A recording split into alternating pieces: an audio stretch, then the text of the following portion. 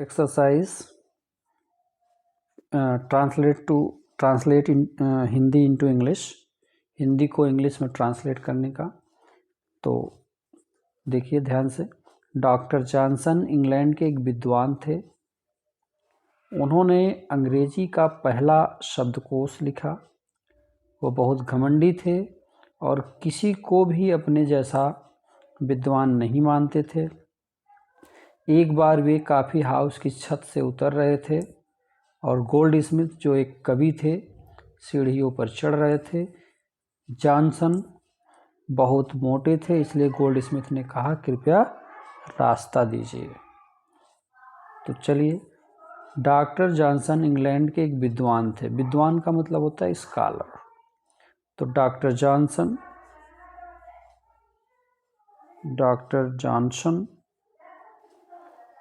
थे मतलब was. Doctor Johnson was a scholar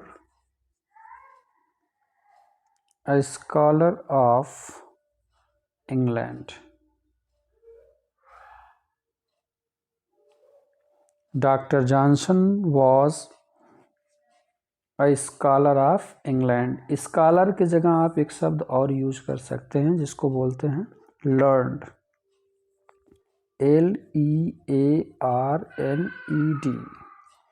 चाहे आप स्कॉलर शब्द यूज करें, चाहे आप लर्नड शब्द यूज करें। ओके। तो doctor Johnson was a scholar of England, या फिर doctor Johnson was a learned of England.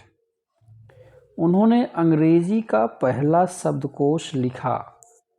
ये कौन सा टेंस हो गया? पास्ट इंडेफिनिट टेंस हो गया। और पास्ट इंडेफिनिट के अफर्मेटिव में सहायक क्रिया का यूज नहीं होता, यानी हेल्पिंग वर्ब का यूज नहीं किया जाता है। वर्ब का सेकेंड फॉर्म लिखा जाता है। उन्होंने एक अंग्रेजी हो जाएगी ही। अब लिखा का होता है राइट का सेकेंड फॉर्म रोट। ही रोट। उन्होंने लिखा। क्या लिखा? अंग्रेजी का पहला शब्दकोश लिखा। तो पहला शब्दकोश का हो जाएगा the first.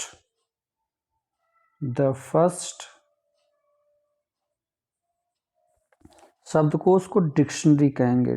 DIC dictionary. TIONARY। He wrote the first dictionary. अंग्रेजी का पहला शब्दकोश लिखा of English. Okay. He wrote the first dictionary of English. वह बहुत घमंडी थे। कौन? वह मतलब ही। थे मतलब was. He was very arrogant.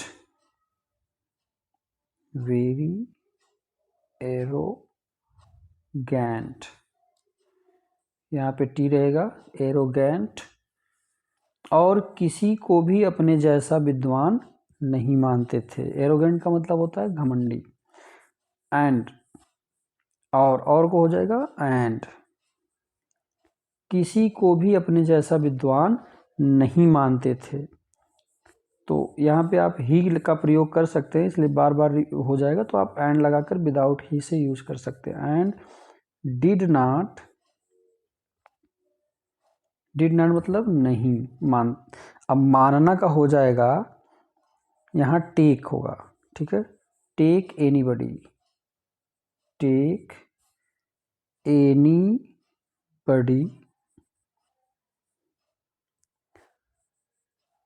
Scholar या लर्नड इक्विवेलेंट टू हिम।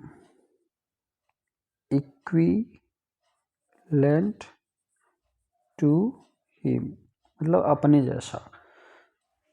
तो ही वॉज वेरी एरोगेंट। वो बहुत घमंडी थे। एंड और did not take anybody learn equivalent to him. और किसी को भी अपने जैसा विद्वान नहीं मानते थे। एक बार वे कॉफी हाउस की छत से उतर रहे थे। एक बार मतलब वंस मीन्स एक बार।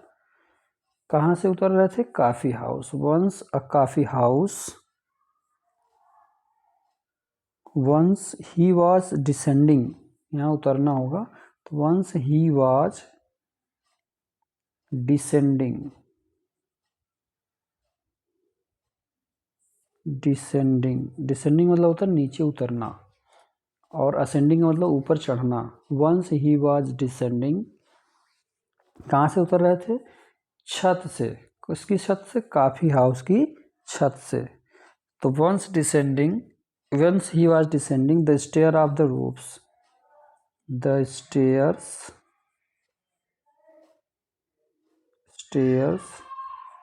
of the roofs. Once he was descending the stairs of the roofs of the coffee house. Of the coffee house. Once means एक बार, he was descending, वह नीचे उतर रहे थे, the stairs of the roofs मतलब छत की सीढ़ियों से, of the coffee house, coffee house की, कॉफ़ी हाउस की छत की सीढ़ियों से वो नीचे उतर रहे थे। नेक्स्ट है, और गोल्ड स्मिथ जो एक कवि थे, सीढ़ियों पर चढ़ रहे थे।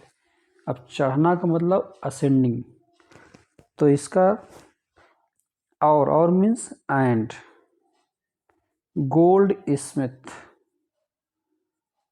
Gold Smith and gold Smith जो एक कवि थे, who was a poet, who, यहाँ हु का प्रयोग होगा क्योंकि गोल्ड स्मिथ को ही कहा जा रहा है, तो इसलिए हु का प्रयोग हो जाएगा। हु मीन्स जो, was a poet, who was a poet जो एक कवि थे, सीढ़ियों पर चढ़ रहे थे, तो इसका हो जाएगा was ascending the stairs, was ascending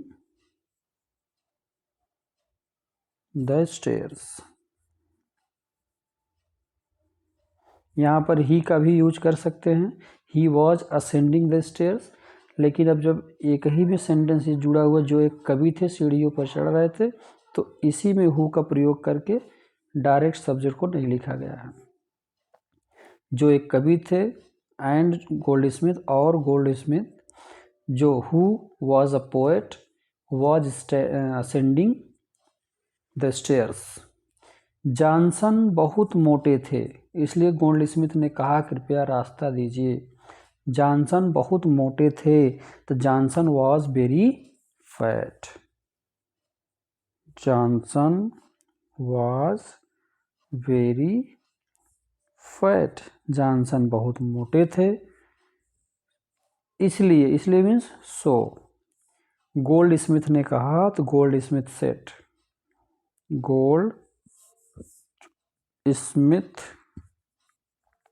said, gold Smith ने कहा कृपया रास्ता दीजिए, प्लीज,